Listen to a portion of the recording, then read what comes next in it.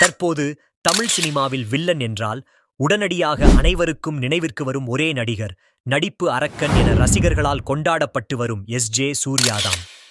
மாநாடு, மார்காண்டனி, அதோடு சமீபத்தில் வெளிவந்த ராயன் என தனது நடிப்பில் வேற லெவலுக்கு சென்று கொண்டிருக்கிறார். இவருடைய வசனம் பேசும் விதம், அடாவடியான நடிப்பு, அதனுடன் சேர்ந்து வரும் நகைச்சுவை என அனைத்துமே மக்களை கவர்ந்துவிட்டது.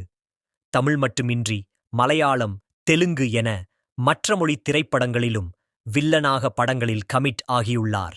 இந்த நிலையில் தென்னிந்தியாவை தாண்டி அடுத்ததாக பாலிவுட் பக்கமும் கால் பதிக்க உள்ளார் எஸ்.ஜே. சூர்யா.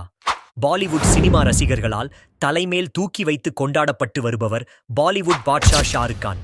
இவருடைய நடிப்பில் அடுத்ததாக உருவாக உள்ள திரைப்படம் கிங். இப்படத்தில் வில்லன் கதாபாத்திரத்தில் எஸ்.ஜே. சூர்யா நடிக்க இருப்பதாக தகவல் கிடைத்துள்ளது.